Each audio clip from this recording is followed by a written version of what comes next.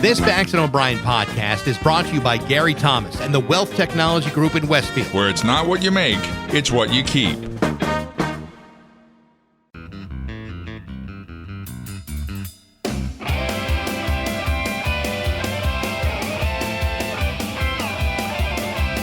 Rock 102, Springfield's Classic Rock. It's 5:36. Stone Temple Pilots on Rock 102. Today's the big day. It's the start of the Big E. And I know it's big because 22 News has like 3 reporters out there live this morning. There's hardly anything going on over there right now. There's nearly nothing going on right now.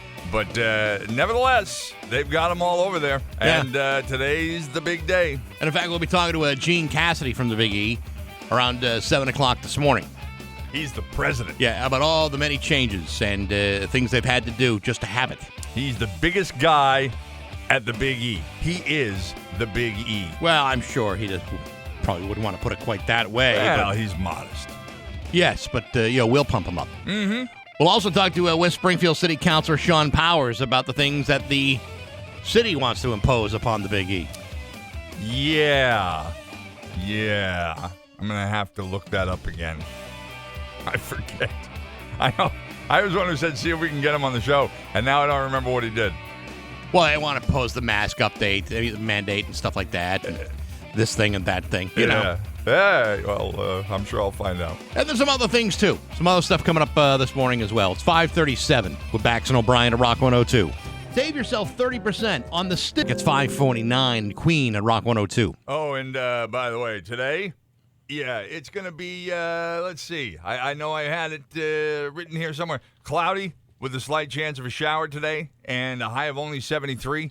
Virtually the same for tomorrow, but at least warmer with a high of 82. It's 65 now in downtown Springfield. Hey, what do you say we hop right into some Hollywood trash with Steve Nagel at Rock 102? Apparently, fans want Lizzo and Chris Evans to star in the remake of The Bodyguard. Oh, my God, so do I. Do you really? Yeah. Really? Do you even know who Lizzo is? No. She, and I've never seen The Bodyguard, so. You never saw The Bodyguard. Never did. No. Kevin Costner. Oh, I know. Whitney Houston. Sure. That other guy. Mm-hmm. Lizzo does her hair toss. She touches her nails. Mm-hmm. And then she feels good as hell. Yes, she does. Mm-hmm. Yeah, it's still not ringing a bell. Yeah, I wouldn't. I don't see this. I do not see. No. Lizzo playing the Whitney Houston part. I totally do. Are you sure that's the part she would play and it's not like a role reversal kind of thing? I don't know. Maybe it could be. Yeah, that could be interesting. But didn't she just say yesterday she didn't get her Video Music Award because she was too busy being on her back, having sex during the VMAs? I don't keep up with Lizzo news. You said her back was getting blown out. I thought that was some sort of procedure. I thought that was. Yeah, her back was getting blown out. I'd rather have my front blown out. The new Clint Eastwood movie, Cry Macho, is in theaters and on HBO Max this weekend. It's up against Gerard Butler hitman movie called Cop Shop. Ooh, Cop Shop. Is that like a bus shop? Bus stop? You know, Clint Eastwood is 91 years old. Yeah. Makes you think. Makes you think, what the hell are you doing? Stop. Rest. No. Enjoy what you got left. If you have nothing left. What do you mean nothing left? I mean, the guy's got more money than he knows what to do with than he can probably spend. Yeah, but some people are just driven by the fact that they can create things. I know. They should stop driving. I don't think money is the issue for him. I just think he likes to stay busy. Well, give us all a rest. Mayim Bialik. That's the fluid. Myembialic fluid. No, that's amniotic fluid. Anyway, her and Ken Jennings will split Jeopardy hosting duties for the rest of the year. There's no word if either of them will be named permanent host after that, but it seems likely. What happened to LeVar Burton? I was really rooting for him. Too nervous. He was too jumpy. Yeah, I think that was a public fan thing. I don't think anybody on Jeopardy actually ever considered him a front runner. I think it's just for some reason people really liked him. Well, yeah, because he was, what was his character on Star Trek? Chucky, I think it was. David. Right, but he was also the Reading Rainbow guy. Everybody knows him as the Reading Rainbow guy. He was also the young Kunta Kinte in Roots. There you go. That was the big one right there. You see how different generations have dated yourself? Yeah, you remember Reading Rainbow, but I remember Roots. You know, the funny thing is, I mean, obviously, Ambiotic has been Mayim has been in Hollywood and television for a long time. Probably has an agent, I'm sure. Guy like Ken Jennings, you know, you wonder. So, what kind of contract do you think he's trying to negotiate, or are they just simply saying to him, "Listen, dude, all right, you never would have had this job if it wasn't for that idiot Mike Richards doing that idiotic thing he did at work. So we're giving you $40,000 a year." He was offered the job before, but didn't get it because he didn't answer in the form of a question. Yeah, like in how much money will I make? Well, that's what they usually do, and what the first thing that came to mind was that the Red Sox to be the announcer for the field. Remember they had a contest? Mm-hmm. Yeah, right. But you know when the other guy passed away, Carl Bean, and then they held those auditions.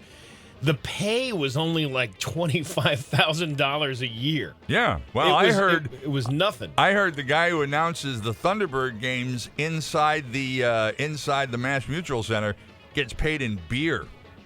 I wouldn't doubt that. Well, you know who that's going to be this season, right? Why do you think I brought it up? I don't know. Just saying is all. Yeah, so, but their argument is, no, you get this job, and then you can go out and collect money yourself by holding autograph sessions or things like that. Plus, we're also paying you nothing. Plus, you're also getting the value of free tickets to every home game.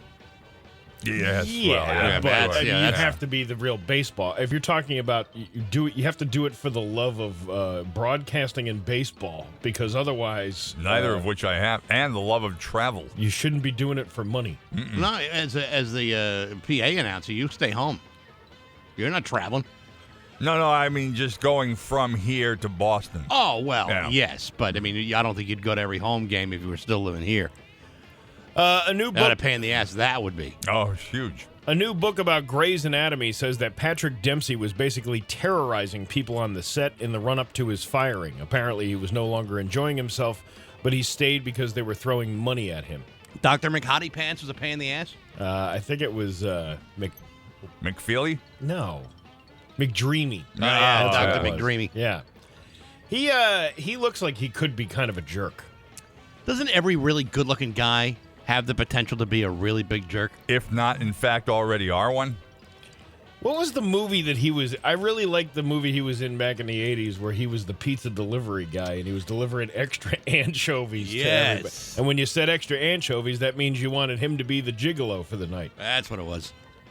Yeah, I don't remember the name of that movie, but I remember it. Was it called No Anchovies, Please? I think it was called Pizza Boy. I don't think it was either one of those. No. Elton John will be getting hip surgery after sustaining a bad fall this past summer. He will still perform at the Global Citizen Live event on September 25th, but had to postpone his European tour dates to 2023. When did he fall? How? Where? What were the circumstances? I have no idea. There's no details. No, they're not going to tell you.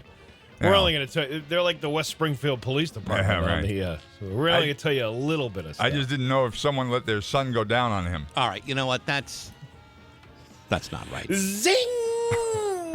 It's like a ricocheting bullet in here, huh? Are you a Billie Eilish fan? No. If so, did you know Billie thinks of you as her skin? Really? Yeah. I like to think of my fans as being part of me and just being on me, and they always have my back. Is she aware of John O'Brien's skin? Yeah, I don't think she's going to feel that way when she shows up at the Big E next week. She's kind of a weird person. Yeah, a little bit. And I already got those $66 tickets to see her at the Big E.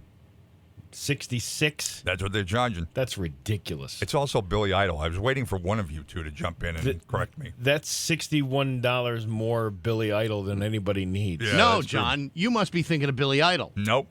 You're wrong. And that is your Hollywood Trash on Rock 102. Oh, yeah. The McDonald's breakfast is too... And now, Bax's View from the Couch, brought to you by Rocky's Ace Hardware, Benjamin Moore Paint, Cabot Stains, plus rock-solid painting advice and expertise. Hey, good morning, sports fans. How the heck are you? As many of you know, I'm not a gambler. I'm far too attached to my paycheck to watch it all evaporate into thin air playing games of chance. I'd much rather have it sit in a bank where it earns pennies on the dollar in interest. So while some of you degenerate, compulsive types are chomping at the bit to take your wagering out of the hands of hard-working, mob-connected sports bookies and placing that money into the hands of corporately controlled casinos, I will likely step aside and get out of your way. There's also the matter of professional athletes getting involved in the action as well, and that's when things start to get sticky. Yesterday, San Jose Sharks left winger Evander Kane told ESPN that he expects to be cleared of the allegations made by his estranged wife, that he not only lost a fortune betting on NHL hockey games, but that he placed bets on the San Jose Sharks and that he threw games to help affect his winnings over a 12-year span. According to Kane, quote, obviously the accusations are incredibly false. He then went on to say that he expects to be fully exonerated once the NHL is done with their investigation into these allegedly baseless allegations. However, Evander Kane does admit that he has a significant gambling problem. He does admit losing more than $1.5 million last year, and he also admits being forced to file Chapter 7 bankruptcy. You might also recall that in 2019, he was accused of failing to pay a $500,000 marker from the Cosmopolitan Hotel in Las Vegas. That case was eventually dropped, but when a guy says, obviously the accusations are false, sometimes it's really not so obvious that they are. In fact, I would say it's obvious that Evander Kane is an idiot with his money, and that a guy with a 7-year, $49 million contract probably shouldn't have to file for bankruptcy 1 year into his deal. That is unless Mrs. Kane is sick of his crap and is telling the truth, because betting your own team is perhaps the fastest way to lose your $49 million contract. Just ask Pete Rose how that sort of thing can work out for a fella. It ain't good, and it ain't entirely obvious that she's lying about any of this. But hey, if you want to gamble your life away by believing that all you need is just to win one more time, then good luck with all of that. But hey, enough of my yapping. Sports brought to you by Rocky's Ace Hardware. Maybe you have a natural instinct to paint colors, or maybe you should talk to Lindsay at the Ludlow Rockies, because Lindsay definitely has an eye for paint colors. She's talented, loves helping people out. Good people, rock solid service, like you find with Lindsay in Ludlow at your neighborhood Rocky's Ace Hardware. I'm Bax. That's my view from the couch. Rock 102, Springfield's Classic Rock at 612, and ZZ Top on Rock 102. Maybe a couple of showers here and there today and tomorrow. Today's high 73. Tomorrow going up to 82, but it is, according to my computer, it's 85 right now. We have Gene Cassidy from the Big E. Today is opening day. Steve is going to be there from 11 to 1 on the Avenue Estates at the VA. It's always an exciting day when it opens. Oh, huge. Enormous. Yeah. In your view from the couch, you were talking about betting. There was a interesting article yesterday in the New York Times I was reading about how hard for so long the NFL fought against the idea and concept of gambling. They didn't want to have anything to do with it. And now, even though, as usual, Massachusetts will drag their ass and probably be the last ones to the table, excuse me, with a sports betting bill, opening weekend of the NFL, celebrities like Ben Affleck, Martin Lawrence, Jamie Foxx headline commercials during broadcasts, pitching things for WynnBET, DraftKings, FanDuel, BetMGM. Over the next 10 years, a chief strategy and growth officer for the NFL says there will be $1 billion made for the league and the teams on sports betting, on football betting. Without a doubt. They processed 58.2 million transactions last weekend. That was more than double the same weekend last year. They believe this will be on size, excuse me, the same size, rather, as the commercial casino industry, which is $40 billion annual. $40 billion a year is what casinos make. It's interesting. I was on, I think it was on YouTube. And you know how like you start a video and it gives you like a commercial before the video starts? Yep. There was one for I think it was DraftKings. Mm-hmm. And the ad itself said specifically, if you live in a sports gambling state, and then they went into the pitch of the service. It was like, that's kind of an interesting way of putting it. Like, some of you can enjoy this, but many of you can't. And DraftKings spent 98%. DraftKings advertising went up 98% from a year ago. FanDuel's spending doubled. And what in reference to what you just said, there is geofencing. If you were driving, let's say you're going to cross the George Washington Bridge, when you're on the New York side, you won't be able to place one of these bets. I don't know at what point you cross the bridge and then are legally considered to be in New Jersey, or if you have to be completely over the other side, then you can place the bet. Well, you shouldn't be placing a bet while you're on the bridge. Well, you could be a passenger in the even car. traffic. You could be you don't have to be the driver. Now this is kind of interesting that the NFL pays attention to this too. So the average amount of action in the course of a 3-hour NFL broadcast is about 11 minutes. That's really about all that they play of football. The league, unless you were watching the Green Bay game, and it was much less than that. Oh yeah, the league's internal research showed that among its fans 21 and older, about 20% are frequent sports bettors, mostly young and male. But another 20%, mostly women over 55, are active rejectors. They don't want to see anything to do with gambling, so the NFL, in an effort to try to keep both of those demographics happy, has decided to limit sports betting ads to one per quarter, along with one in the pregame and a halftime spot, which means 6 in all for the broadcast. Pre-game, half-game time, and game time. It's amazing that the technology allows you to do that, to really target specific demographics. Mm-hmm. But it happens, and that's why when people say, I think my phone is listening to my conversations. Well, your phone is certainly tracking where you go and what you do and what you're searching for, and so it's very easy to track what kind of ads would be most appealing to you. That's how marketing companies operate these days. And, since shortly after they opened, MGM has had a banner on the south side of the parking garage for the Boston Red Sox. And they've had ads on the Green Monster at Fenway, also, I believe, since the year they opened. This week, or last week maybe, on the front of the parking garage facing I-91, they have put up another banner that says, the official casino or whatever, however they phrase it, of the New England Patriots. So they put that up too. And of course, the teams or the stadiums have had betting advertising all over for a couple of years now. So, obviously they've warmed up to the whole idea, especially when they realized they could be a $40 billion business. I think, though, the story I did in the View from the Couch was specifically about this one player, and in the NHL, the San Jose Sharks.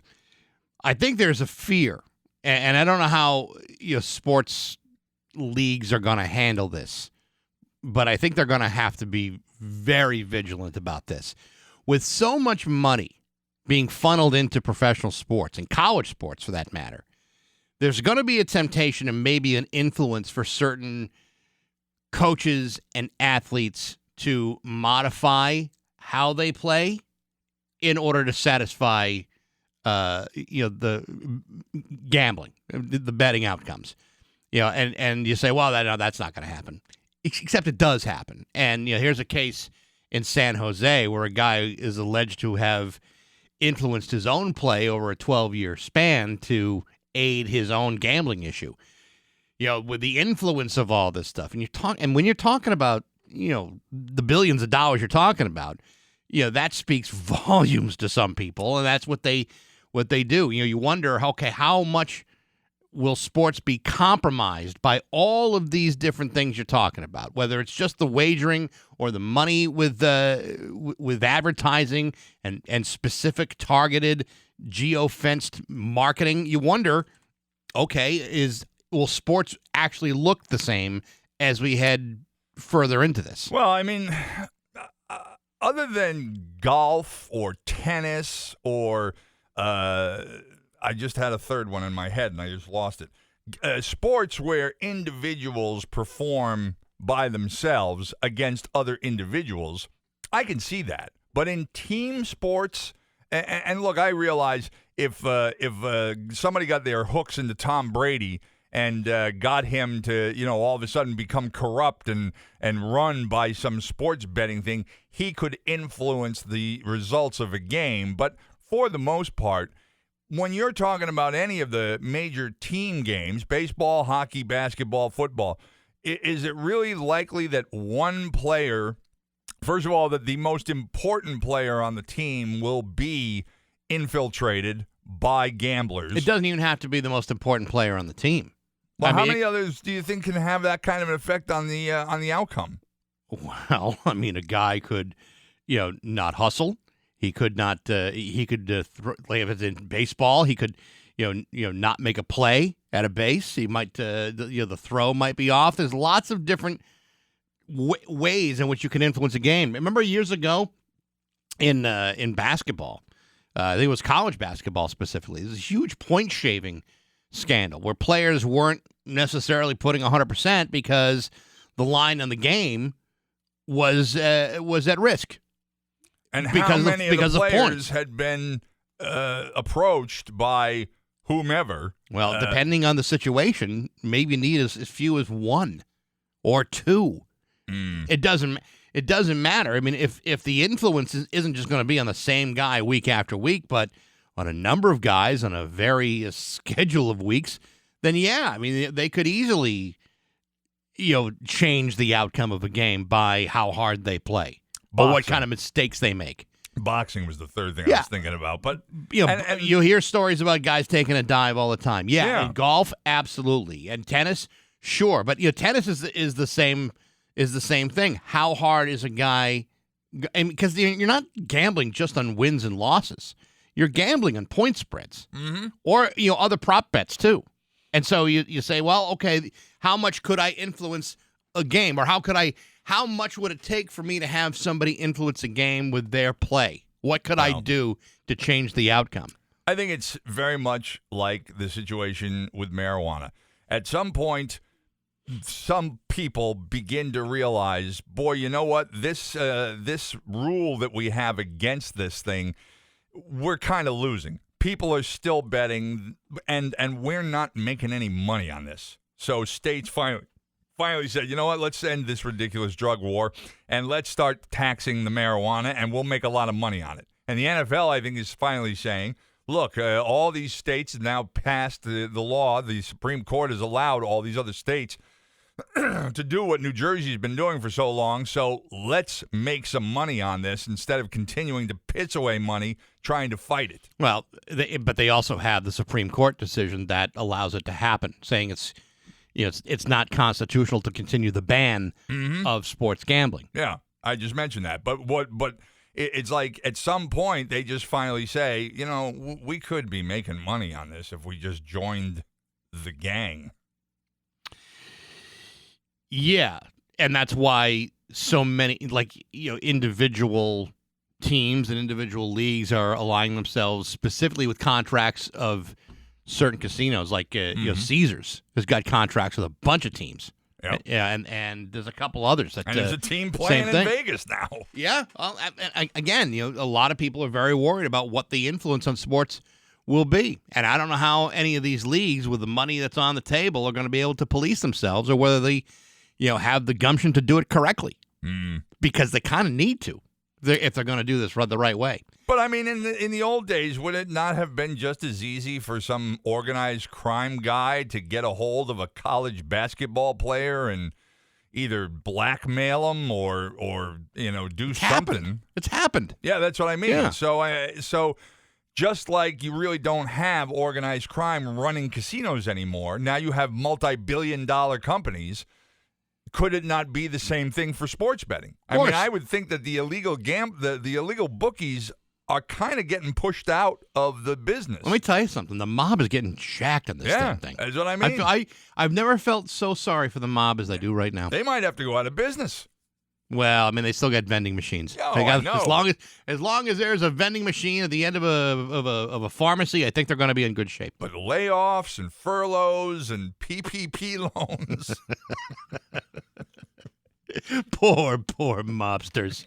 It's 6:24. We're back. It's just about 6:27 with Bax and O'Brien at Rock 102. That interview that we promised you with Joel Hoekstra from the Trans-Siberian Orchestra, that's going to go up on baxandobrien.com instead. We've unfortunately run out of time, so I had to bump it. So What? I had all these questions to ask.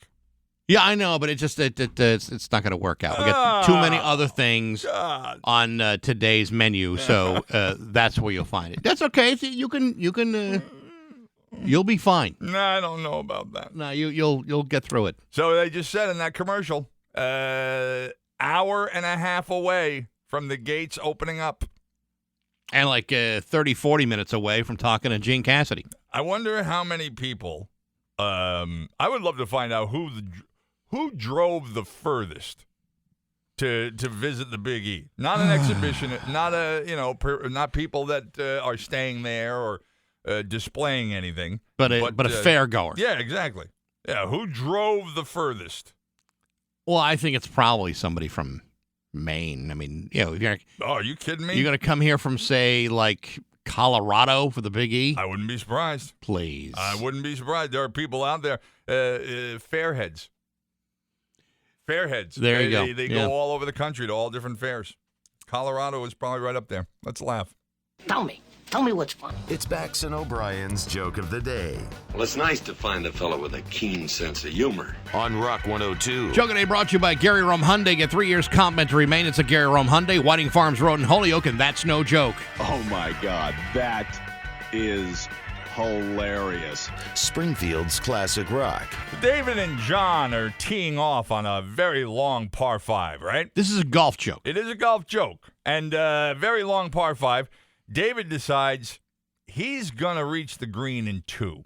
So he takes such a hard swing of his drive, he almost falls over. The ball skims out over the course, like 5 feet off the ground, hits a tree, and bounces into the fairway about 150 yards out. And David says, "Hey, nice condom shot."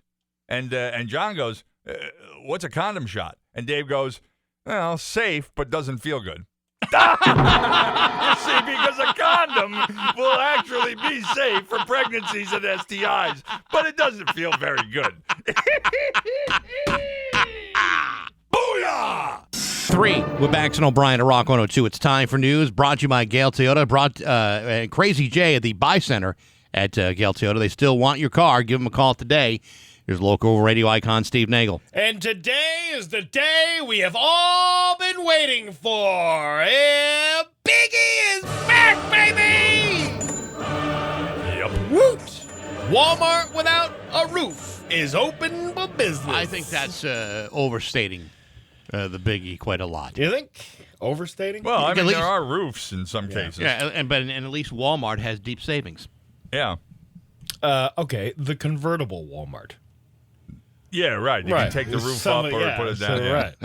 New England's Great State Fair, the Big E, opens this morning for the first time since 2019. During the next 17 days, the fair will attract all kinds of people You got that right. from across the Northeast. We're going to keep you updated on all the great things going on at the fair. Hey, how about that unicorn cow? Is he back or is he COVID restricted? Not sure. What about the bears? It's a good question, The Steve. live bears? Yeah. Yeah, I don't know. I don't know, but you got to wear your mask if you want to go into that little hut.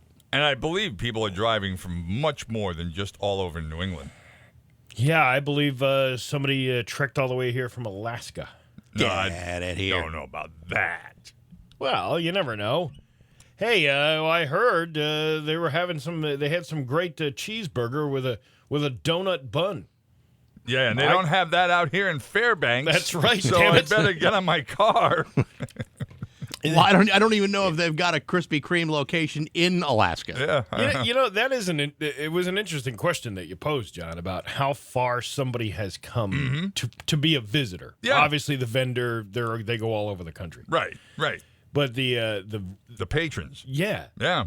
And also, you know, what's the longest anyone plans to stay? Because I got to believe that anyone who drives and let's say has to make an overnight stop is going to stay here for at least a few days, you know, and visit the fair every day. And actually, they don't have multi-day passes, do they? I believe they do. I believe you can buy that. That's what my next point was going to be. Yeah. There are people out there that are so into this that they will buy. It's like an 18-day pass to go to this thing. Wow, wild, because it's a 17-day fair. Isn't it 18, They must 17 days. They must get to go to media night. Yeah, that's it. But either way, there's people who are so into this. And you said fairheads. You're not that far off. There's a lot of people out there that really get into stuff like this. I know of what I speak, Steve. Yeah. We've been there a few times. We know a thing or two about this place. I bet there's all kind, and I don't know if they're fair heads or e-heads, you know, for this particular fair, but you know, they probably drive all over to great state fairs at all kinds of great states. I couldn't think of a place I'd rather least be than a place filled with animal dung and corn dogs. Oh, Yeah. Steve, what's wrong with you? This is a guy who's living in Huntington on farmland. Right. Yeah, but there's not a lot of people. That's the whole point. Yeah, There's nobody that's out true. there. I That's the thing. suppose. If you go to the Big E, you get elbow to elbow. But good luck finding a corn dog out in Russell. Hey, here's Huntington. something. Oh, Here's something. I'm sure there's a lot of them out there in the world. I'm looking at Mass Live, and they're talking. They got the list of all the food. I didn't realize that the Worst House in Student Prince got an 18-inch bratwurst. Damn. Wow, that's like 3 bratwursts at once. They're bragging a little bit, but I suppose. What about shrinkage after cooking? Well, so it shrinks to like 16 inches. Am I going to sit there and argue with those guys? No.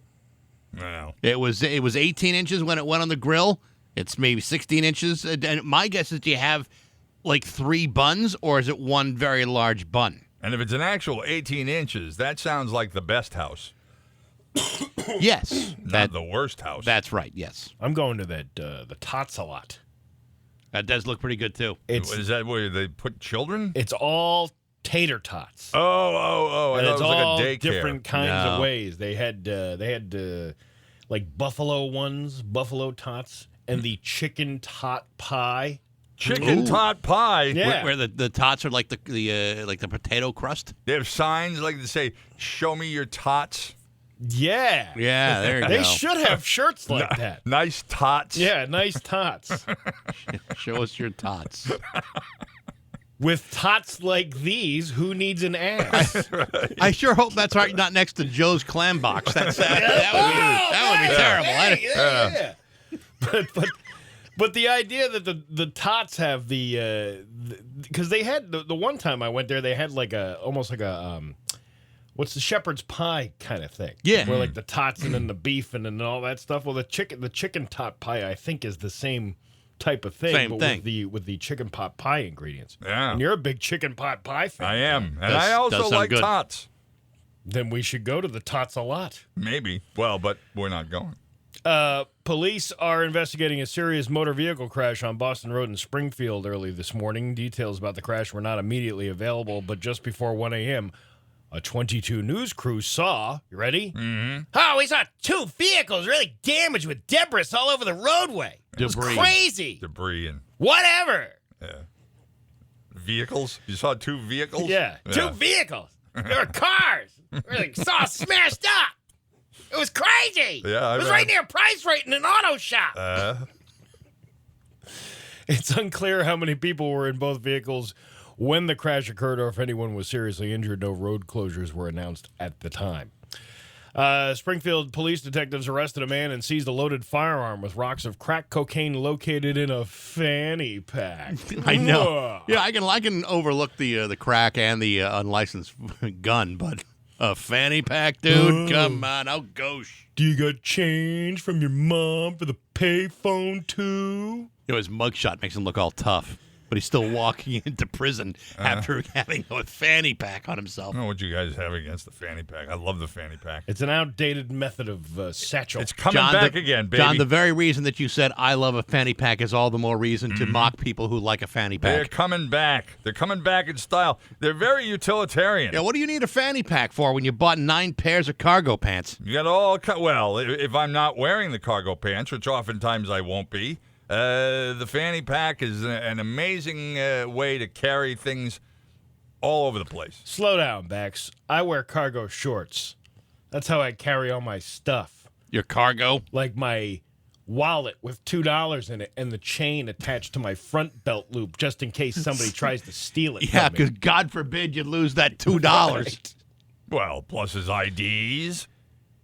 No, I don't keep those in my wallet. That's what his money's for. That goes in the other pocket of the cargo short. That's what the cargo shorts are for. There's many different pockets. Reading this other article yesterday about Norm Macdonald's passing, and the article is just filled with all these hyperlinks of episodes of TV shows that he did and interviews that he did.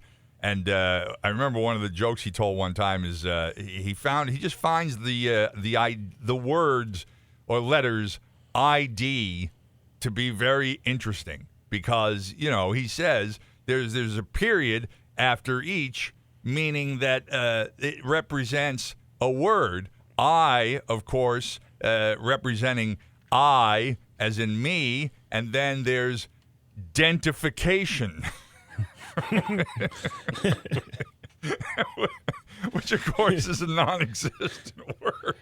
But it's just the way he tells it again, He just you just made me think of that when you talked about your ID and your fanny pack. I could watch his shorts. I could watch his stand-up for hours. Oh, yesterday it was not even the stand-up. It was his interviews. They had his last ever interview with Letterman because he did the first one 20 years earlier, and interviews with there was this great one with Conan O'Brien, but also one of them little hotties there from either Beverly Hills or Melrose Place. I forget what it was. Courtney Thorne Smith. Yeah, nothing wrong with that. And they're talking about a movie that she's going to be making with Carrot Top. Yeah, with Carrot Top, and she doesn't know the name, or they haven't named it yet.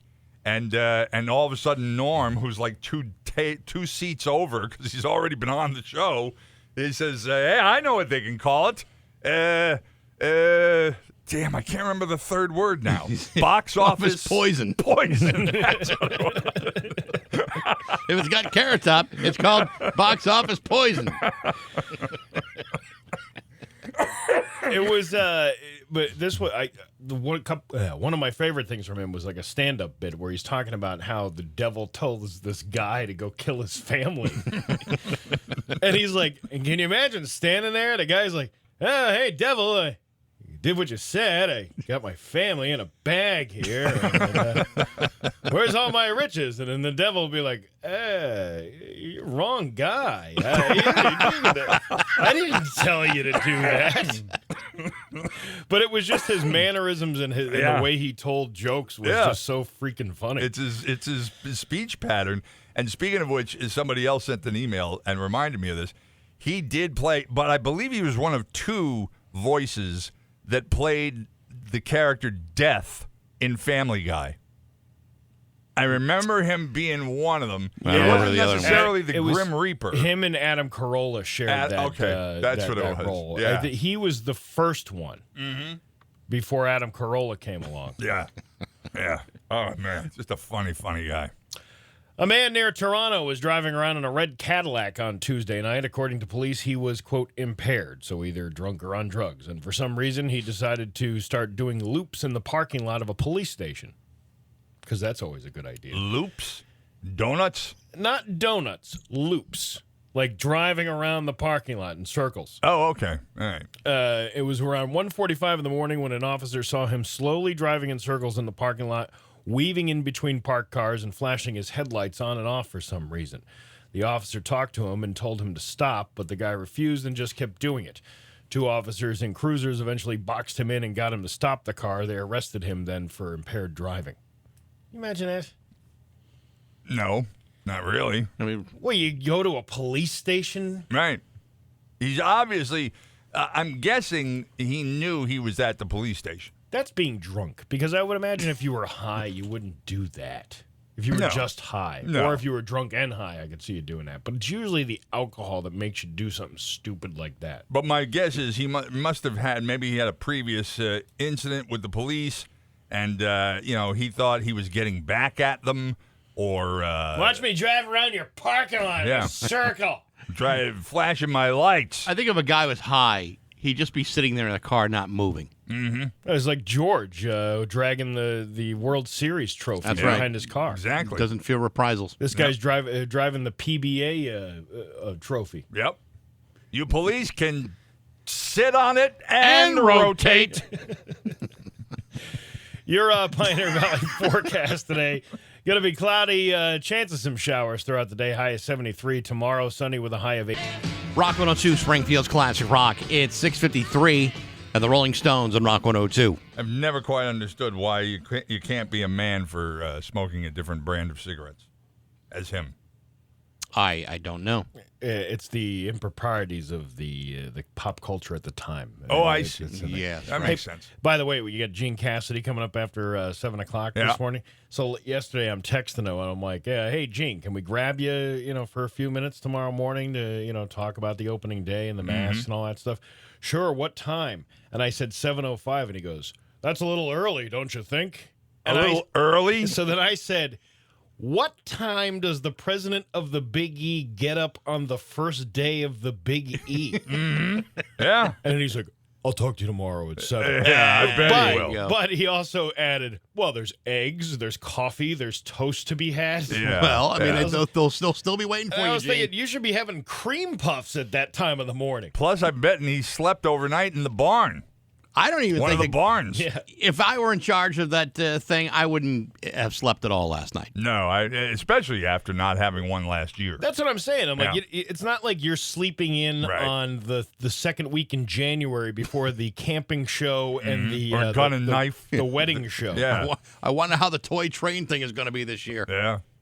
All right, let me ask you a very important question. Well, I think I know what it is, and the answer would be yes. Wonderful. Ladies and gentlemen, please join me as we welcome John O'Brien's America. Well, as we've said many times in the last hour and a half, and we'll continue to, I'm sure, for at least the next 40 minutes, the Big E is here. Now, there's good news and bad news. The bad news is the Granville Harvest Fair has been canceled for this year. But the good news is the Big E is back. We've had 2 solid years to mourn the death of Beulah the elephant, and now it's time to move forward. From today until October 3rd, that's 17 days of Big E fun. The difference this year, of course, being you will have to wear masks indoors, and if you are someone like me who may be immune compromised or have other reasons, you might want to keep that mask on even outdoors, because if you've been to the Big E, you know how crowded it can get. If you want to take the mask off while you're eating, say, a cream puff, a turkey leg, some onion rings, some cotton candy, a corn dog, a funnel cake, or a deep-fried Oreo, that would be fine. But if you're walking around, say, the Better Living Center, you're looking for the Sham Wow, you got to have the mask on. That's something that they request that you please do. Not only requested, it's now been a rule instituted by the Board of Health in West Springfield. The Big E website, there's nothing you can't find on the Big E website, including the facts page with questions like, what is the Big E? How do you keep the ground safe? How much does it cost to park? Can I rent a scooter or a wheelchair? Can I camp? Are there accommodations for nursing mothers? And then the entertainment. Sure, you could pay extra money to go see people like Billy Idol or Pat Benatar and her husband, but there's also a lot of free entertainment. The lineup at the Big E stage, unbelievable. Timmy Brown, the Punch Bowl Astronauts, How's About Charlie, Drunk in July, The Infinite Groove, Tom, The Suit Forced, The Rumble Cats, The Theater of Malum, Stone Nobles, The Choco Band. These are just some of the names of some of the people you could see for free at the Big E, which starts about an hour from now. And if he's awake, Gene Cassidy will be on the phone with us minutes from now. This has been John O'Brien's America. Thank God the Big E is back. Thank you. The views expressed in John O'Brien's America took him hours to write down. Hours. Thank you.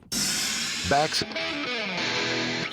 And now, Bax's View from the Couch, brought to you by Rocky's Ace Hardware, Benjamin Moore Paint, Cabot Stains, plus rock-solid painting advice and expertise. Hey, good morning, sports fans. How the heck are you? As you know, the world of college football is peppered with long-standing traditions. Texas has got the hook'em horns. Other schools allow live animals onto the field to serve as mascots. You've even got some teams that promote insensitive stereotypes just because that's the kind of thing that excites a crowd full of students paying $50,000 a year to attend. And while some of these traditions are wildly popular, others are perhaps a little outdated. For example, tomorrow the Notre Dame Fighting Irish will be hosting the Purdue Boilermakers for the first time in 6 years. Certainly Notre Dame still believes in many of their well-oiled traditions, like the touchdown Jesus or signing top-dollar television contracts for something that people really don't want to watch. And we've all become accustomed to these sort of things.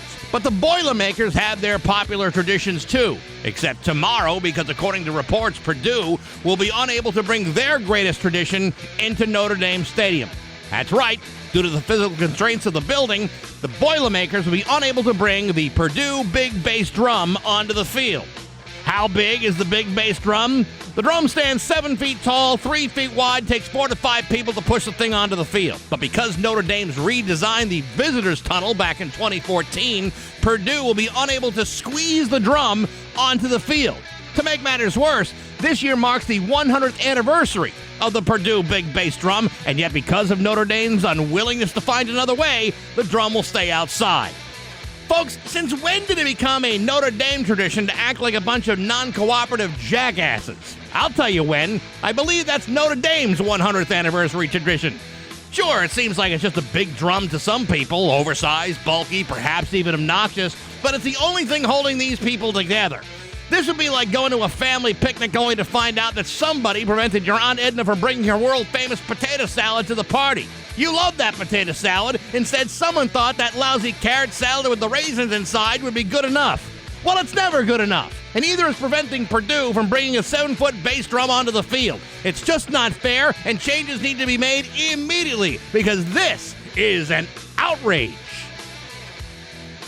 But hey, enough of my yapping. Sports brought to you by Rocky's Ace Hardware. The Big E starts, and the Better Living Center has better living inside. That's where you're going to find Rocky's with their Traeger wood fire grill. And a Traeger means you're definitely living better. Look for Rocky's and the Traeger wood fire grills at the Better Living Center right now at the Big E. I'm Bax. That's my view from the couch. Rock 102, Springfield's Classic Rock at 712. And the Cars on Rock 102.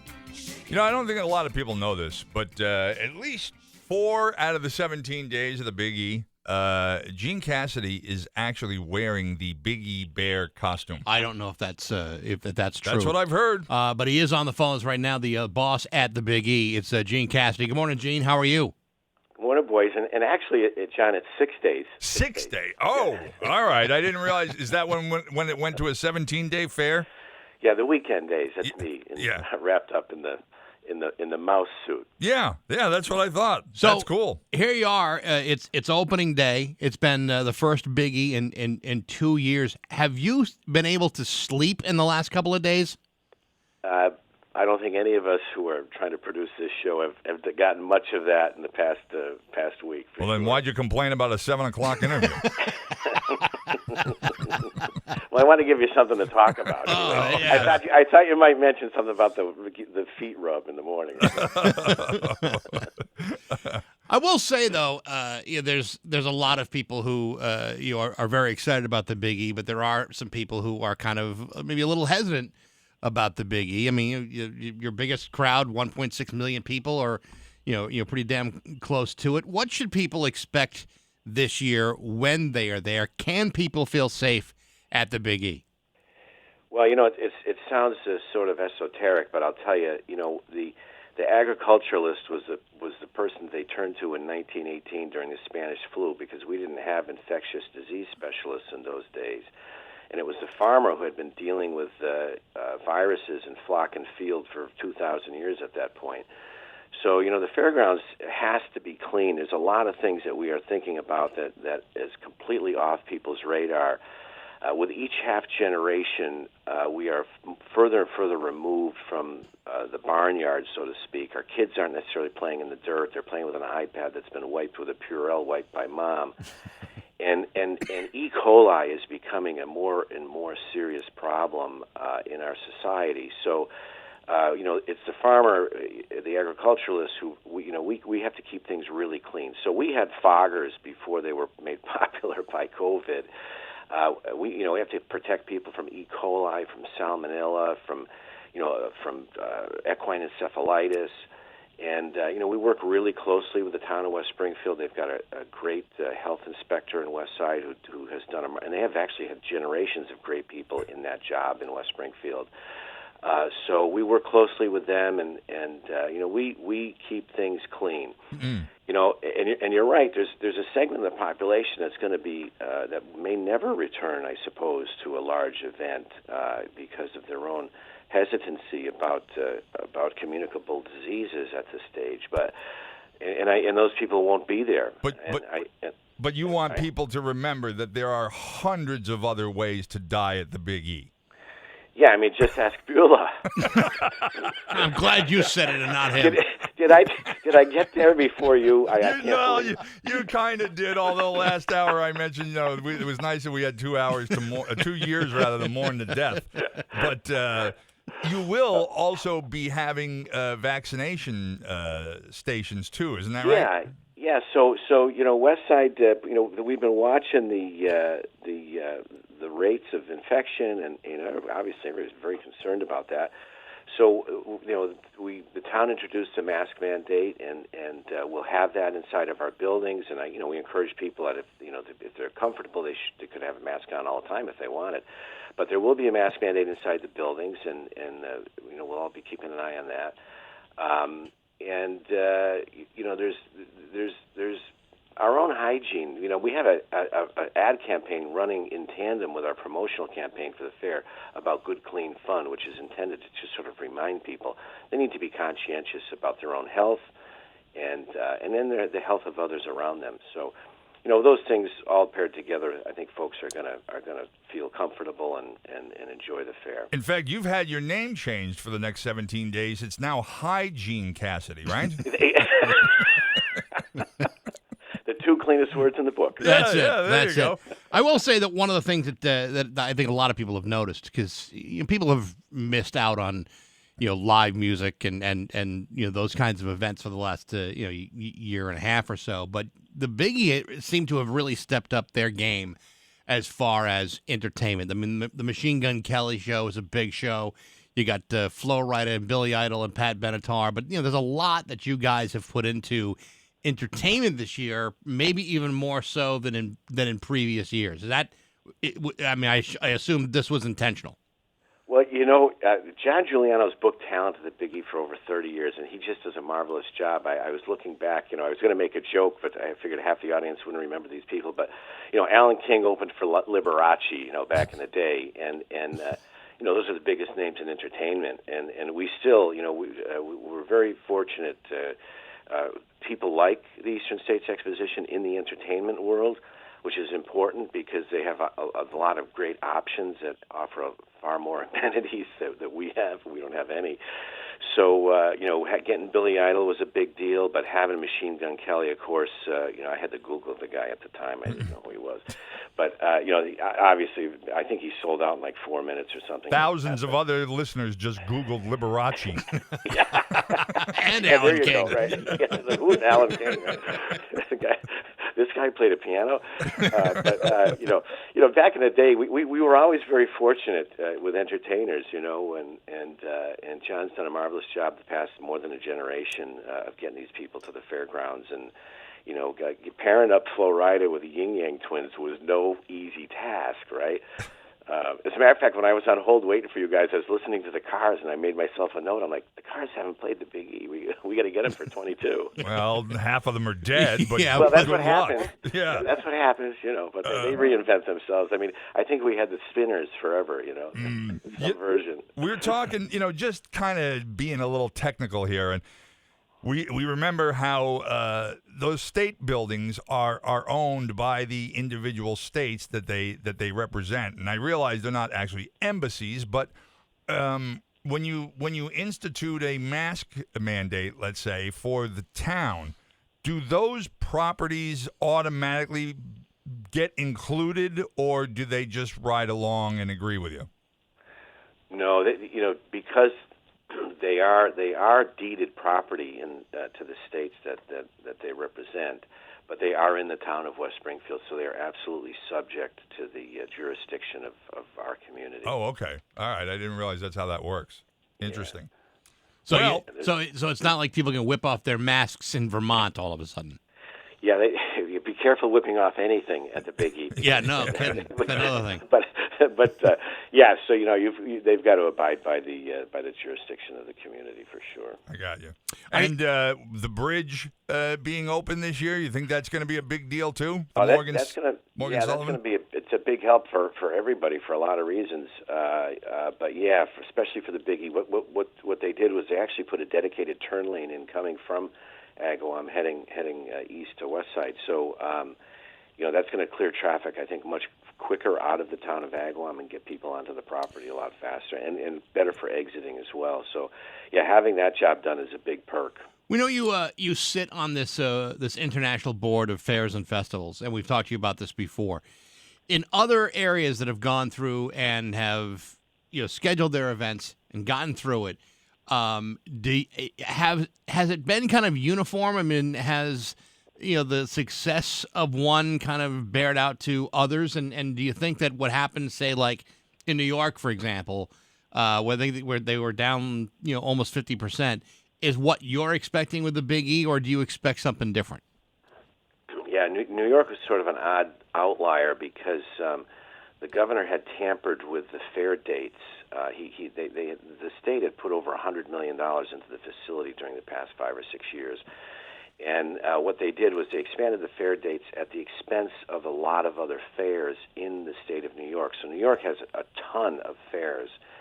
And when they did that, they interrupted the flow of cattle and other agricultural livestock that compete in the fairs.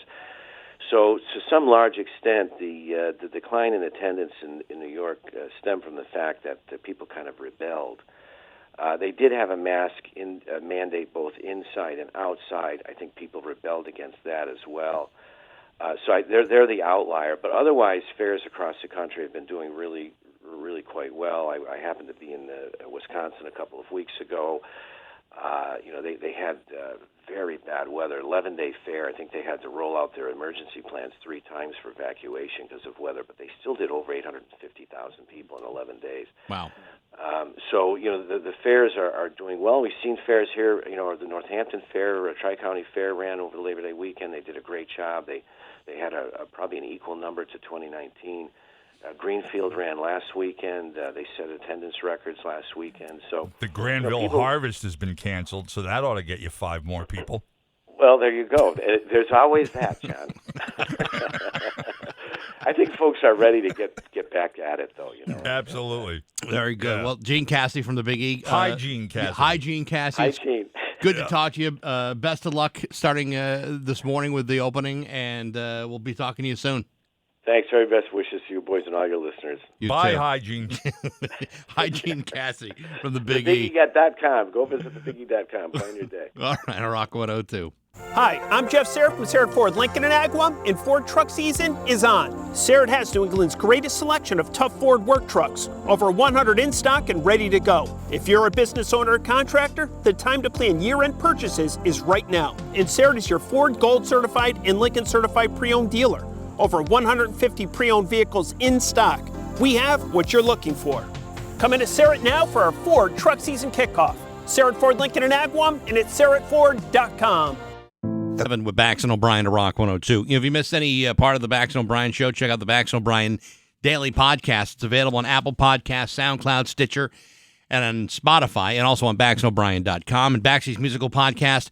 This week, my guest has been Jody Stevens of Big Star, and on Monday, Joe Keithley from the band DOA. They've been around for 40 years. He's not only still leading the band, he's also a city councilor in his hometown in British Columbia. It's actually a really interesting interview, and you can hear that on BaxandO'Brien.com. So, we kind of lost sight over the last couple of days, maybe not even yesterday, but the courthouse, the courthouse downtown. The one that's supposedly a sick building, and people want to have it torn down. I believe it's the only gross building in Springfield. It is actually. So there's a list that I don't remember what part of the government it is. Something like building and maintenance. It's the people, not the trial court, but a group that determine what buildings need to be replaced or. Well, I believe it's replaced, not just necessarily renovated. They keep a list of the buildings in the order of which they believe they need to be replaced. Okay. The Ireland Courthouse in Springfield is 23rd on that list. There are 22 other buildings, apparently, all over Massachusetts that need to be replaced sooner than this one. Now, I don't know what any of them are, and I don't know what the conditions of any of them are, but it's hard to believe that we're all the way down to 23 in a building that could possibly have played a role in the death of 2 judges. Do we even know how many of those 22 buildings are in Western Mass? No, I didn't see the list. It was just one sentence that talked about it. The other thing, too, is the Chief Justice of the trial court, Paula Carey, apparently in a previous interview, she actually stated that she would not work in the office that Judge Boyle and Judge Coomer used when they were working full-time. She said she would not use that office based on their deaths and the concerns of the building. And yet, she's among the people who decide whether the building gets reopened or not. That's hard to imagine. Yeah, it's hard to imagine. I can't help but think, what must the number one worst building look like if the courthouse falls to number 23? Mm-hmm. What must those other places? I mean, how bad could it be? Yeah. And you have to think, well, pretty damn bad.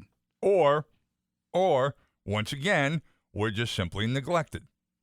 Well, it is a good question to know how many of them are in Western Mass. Well, that goes without saying. I think we would be neglected no matter what because, Boston and maybe Worcester is going to get, a little bit more attention than we would out here. Mm-hmm.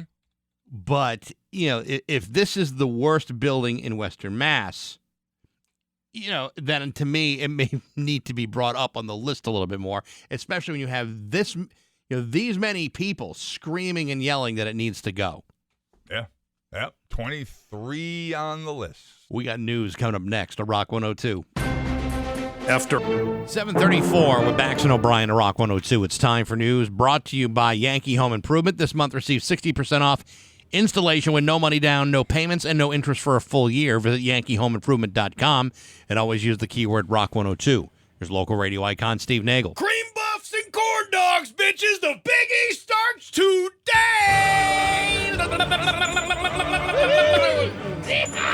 Yeah, that's a disgusting sounding combination. What, corn dogs and cream puffs? Yeah. It all goes. It's all pipes. You It know, all it's goes all down going the to the same same way. place, and it's coming out the same place, too. You're not dipping your corn dog into your cream puff, although, I would try it. I've never eaten a corn dog in my life, so I don't know. What do you like, hot dogs? Yeah, I mean, I like hot dogs, but not necessarily a hot dog wrapped in a corn dog. Do you like cornbread? No, I do not. Well, see, there you go. See, now you'd almost be on the outs. Because that's exactly what it is. But do you like a cream puff? Yeah, I love the cream puffs. Do you like a chocolate banana on a stick? Not really, because it's frozen. That kind of kills something. Yeah, but there's money in the banana stand. Yeah, I know there's money. They've always said that. You're right. The icicles that form inside the banana are not good. Yeah, no, I don't really care for the frozen one. What about a walking taco? I love the walking tacos. Yeah? I've made walking tacos. Did you walk Actually, while eating the taco? Really? I ran, yeah. After eating the tacos? Because that's happened to me, too. No, that's I runs. Are you talking about like right in the bag, either the Dorito bag or the Frito bag? Yeah, and it's all covered with all the. It's basically nachos in a bag. Yeah, it really is. Well, it's basically beef in a bag of Doritos. That's true. Yeah. But then they also have the turducken sandwich. I believe they still have that. Turducken is good. And I told you that tots a lot thing. I'm gonna get that chicken tot pie. Yeah. Nice tots. Yeah. Let your tots hang out. Mm-hmm. Yeah. Okay.